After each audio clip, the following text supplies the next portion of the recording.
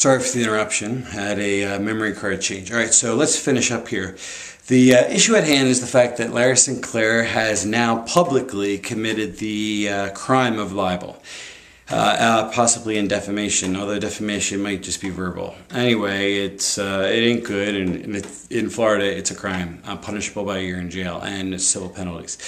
The deal is this. He said that I misrepresented the fact that I had the right to his story, and in his own defamation page, he talks about how we made a contract, and it's right here, and it has been signed by both of us, and that's that right there. I mean, I got the contract. You can read it. PDF's right there.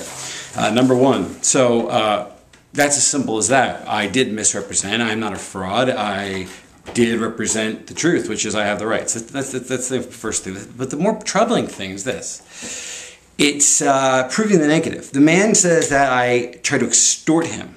Extortion.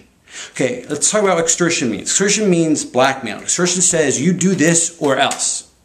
Okay, what would I want from Larry Sinclair, and what would I demand in return for it? Okay, well, I did want something from Larry Sinclair. I wanted to make a story about his allegations and find out if they were true.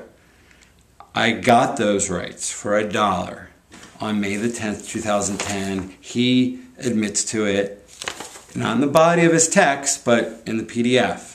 Actually, he cites that I violated paragraph 1 by not picking up his bar tab. So let's just be clear about that.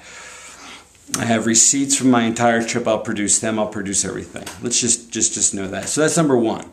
Number two is that if I have the rights to do so, he can't unilaterally tell me to cease and desist. I mean, he's not a lawyer. I mean, the guy throws around legal terms like he just watched Legal Eagles and thinks he knows what he's talking about. I mean, he just lost a $30 million lawsuit to Parisi, and he couldn't get a lawyer. It's just wrong. It's just sad in a way.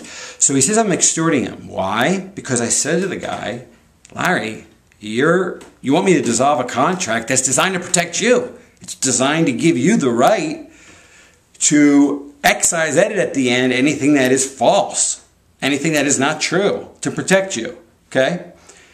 So here he is saying that do not, the contract doesn't exist. Don't represent that you have these rights in the contract. So I said to him, okay, if that's what you want, I'll consider releasing you from the contract. But I'll let you know, in all honesty, and just full disclosure, that you're a public figure because you're running for office in Florida, A. B, you did a National Press Club conference, so your story is public domain. Facts are not copyrightable, only the expression of them are. So therefore, anyone can make a movie about this, actually. And it's news. So therefore, I said, you know, what you're doing is sabotaging yourself. You are taking away any equity. If you're telling the truth, you would have a benefit since you're on disability. You'd be enriched if you had a story that was true and that was made into a commodity in the media. You're taking that away yourself, and then you're also taking away the right to this excise editing. He's doing that, not me. So I'm extorting him by saying what? Okay, you're released from the contract. Okay, I won't represent that I have the rights anymore. That's extortion.